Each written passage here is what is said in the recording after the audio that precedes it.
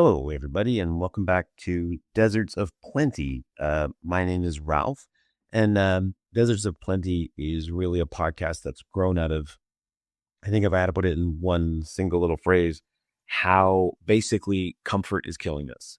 How the easy accessibility of so many experiences and things is really having a very detrimental effect on us as a society and as human beings. So, some quick examples. We are awash in calories, but nutrition is becoming increasingly harder to come by. We are awash in experiences. You can pick up your phone and have food delivered to your door in seconds. You can swipe right on or left on hundreds, if not thousands of people, but real connection is lacking. And we are awash in information, but knowledge is becoming increasingly difficult. In fact, I've said this before, but there's a quote from Nassim Nicholas Taleb in his book, The Black Swan, where he opines that the more you read newspapers, the less you know. And I was like, yes, that's absolutely true. It's like the more you read, the more you investigate, the less really you know. And yeah, I don't know if that's by design. I mean, I'm not a conspiracy theorist, but certainly it seems like maybe it's just the fact that we all live in bubbles, and whatever you want to believe, it's easy to go out and find evidence that your beliefs are true. And you really have to question what you believe way more than what you don't believe anymore. Yeah, and I think that this easy accessibility of things, of comfort, of ease, is killing us. We don't have resilience anymore. We don't know, or I shouldn't say we don't have resilience anymore. That's not true. Some people do, but increasingly we are becoming less resilient. There's kind of two ways to go through life in this way. I don't mean to make a dichotomy, but you can either, I guess, go along hoping that nothing bad ever happens to you, which of course is not going to be the reality, because as Dostoevsky said, life is suffering. Bad things are going to happen to you and to the people around you. Or you can live life being prepared and being in a position that when bad stuff comes, you're more resilient and more able to deal with it. Anyway, that's kind of what the podcast is about. These are the conversations that I get into and think about. And like all podcasts, to me, the thing I love about podcasting is I can talk directly to people. There's no middle person who's going to try to maximize profits or edit it to fit a certain thing. I say things, you hear them, you let me know. And I'm always open to feedback. I love hearing feedback, and the feedback I've gotten has been great, and I want more. So please, even if you want to say, Ralph, I think you're full of crap, say that. I don't mind. I've had the blessed experience of having my ego shattered a couple of times. And so what's nice about that, not at the moment, it's tough, but in hindsight or afterwards, it's like, oh, I now know for a fact that I am not my thoughts. And having paradigm shifts don't seem to hurt anymore. I'm sure they do somewhat, but they don't. I'm open to them. And I know that even if I did change my mind or learn something that shattered me, I know I can come back from it. First time it happened, I didn't know I'd ever come back from it. I thought, oh, my whole identity is shattered. And that's a very discombobulating experience, but ultimately a good one, because like all tough things, they're hard in the moment, right? But to overcome the tough things, look at yourself and address the real things you don't like about yourself. It's easier to live in denial about things, but when you can confront it, and that's hard, and overcome it, that feels so good when you can, move past something and realize you did that.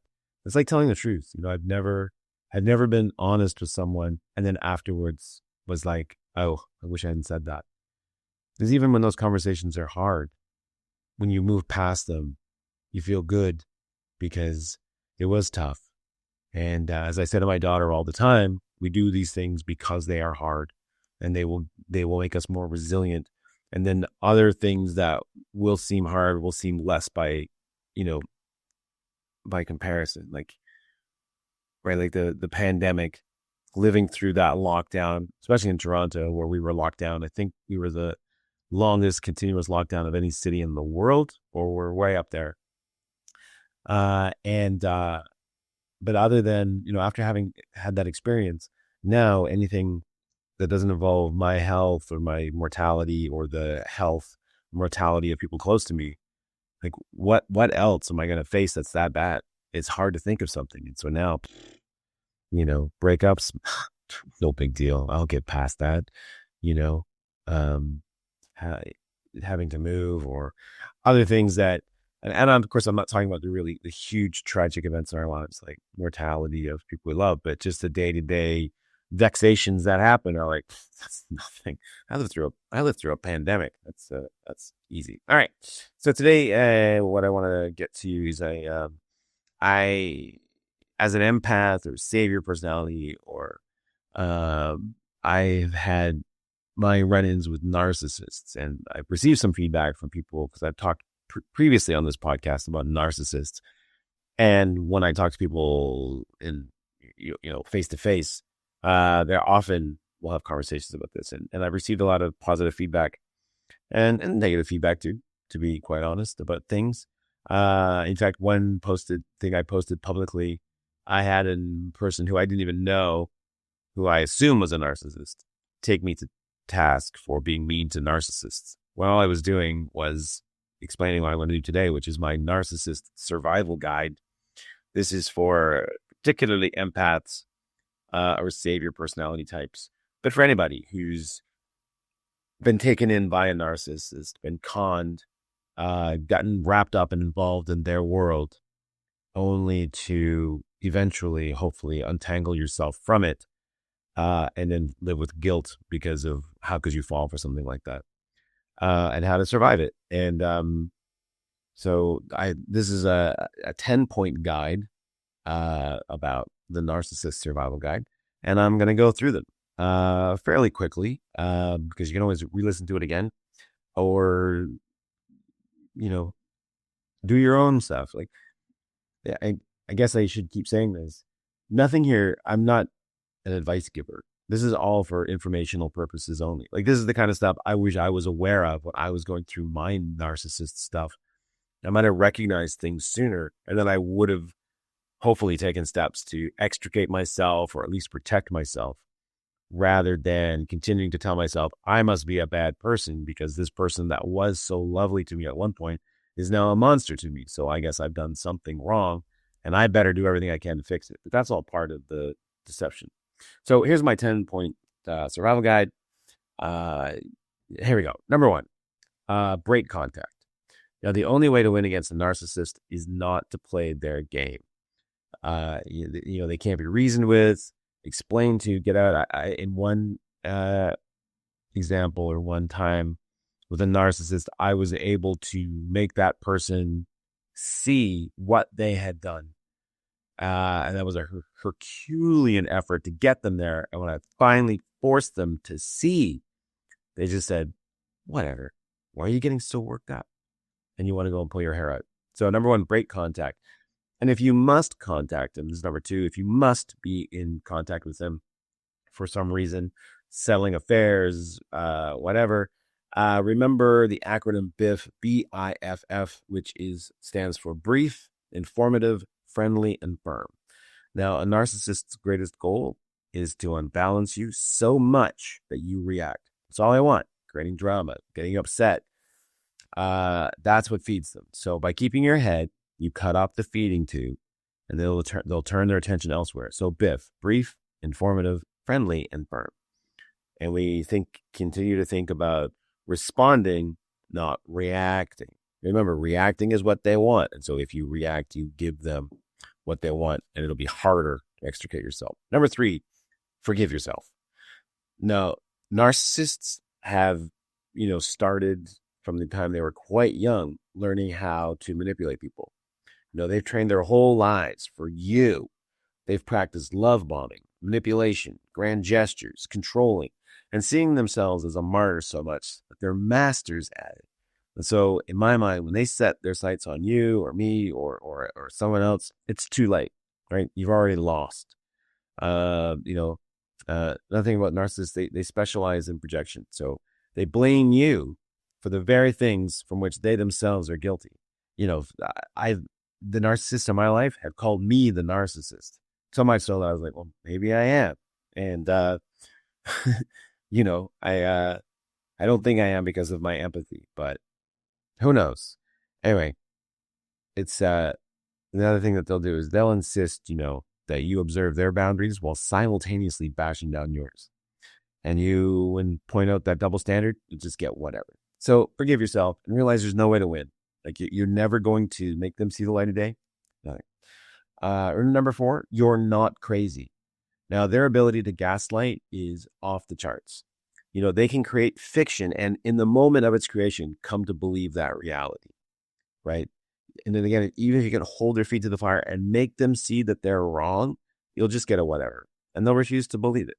Or they'll say, what's the big deal? And it's really infuriating, but it's by design. And, one thing or suspect that you're with a narcissist is if you have that feeling of like, the next time we have a conversation, I'm going to record it so I know I'm not crazy. Because they have their own version of reality.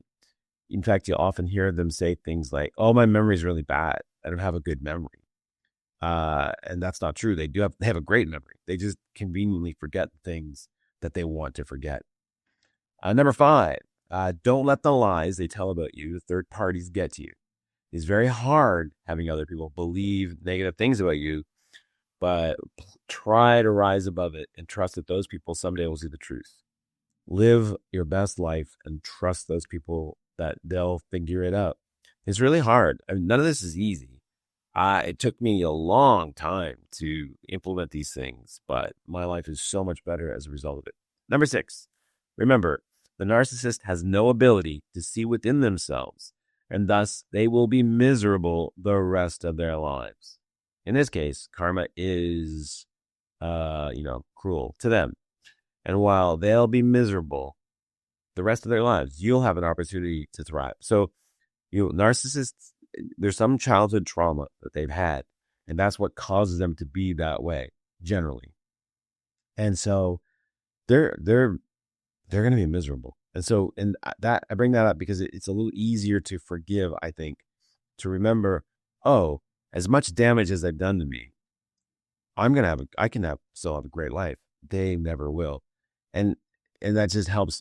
To me, it helped me move on to realize, oh, I still have an opportunity. They don't. Number 7, practicing gratitude. Your narcissist has given you the gift of self-reliance, introspection, strength. They helped forge who you are. And now in that, they've given you kind of a gift.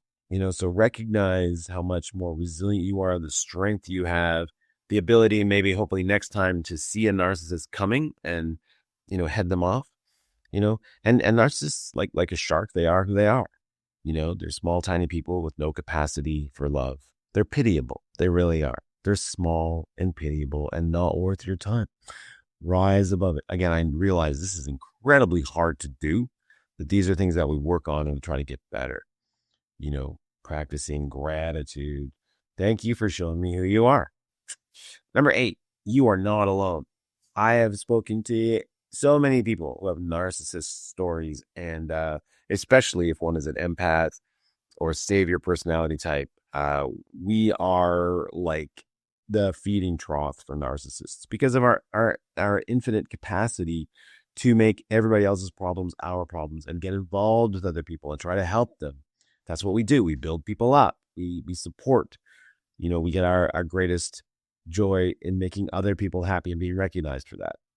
And narcissists, just like vampires, just suck that up. Number 9, talk about it. Find friends who will listen without judgment and who won't offer to fix everything, right?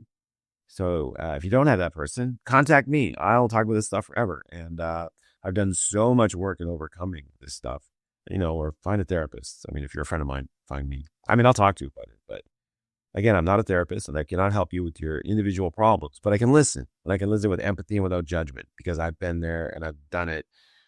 And boy, it's been hard. And finally, number 10, narcissist survival guide. Living well is the best revenge. Go out, live your life, be happy. It will destroy them to see you living happily while they continue to be miserable and they won't understand it.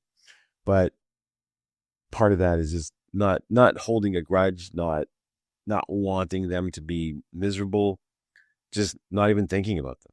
Just like, again, like to me, I like the analogy of a shark that you got into a pool with and they tried to bite you. Well, of course they did. They're a shark. I don't hold a grudge against the shark, but I'll tell you what, I'm not getting back in that water with that shark again. I'm not redoing anything, but I can kind of let it go and think about it. Right. And forgiveness too is another one. If I had number 11 is forgiving. And forgiveness, remember, is not about the other person. It's about yourself. You forgive people who transgressed against you, not because you want them back in or you think they're good people, but forgiving lets you move forward, right? You don't get over the grudge and get over the hurt and get over the like, I really wanted to tear you down because of what you did to me. So if you let it go, that's going to make you much happier and better. Anyway, that's all I have for today. The Narcissist Survival Guide. Please leave your comments. Message me if you want. You can reach me at ralph@socap.ca. That's SOCAP as in Peter.ca. That's my company, the SoCap Comedy Theater. I'm an improv teacher. Bet you didn't know that. Maybe you did. I don't know. Either way, I am not in any way trained. Like, I'm not an academic in terms of my psychology background. I don't have a psychology background. I am a keen observer of human beings. That's my special superpower.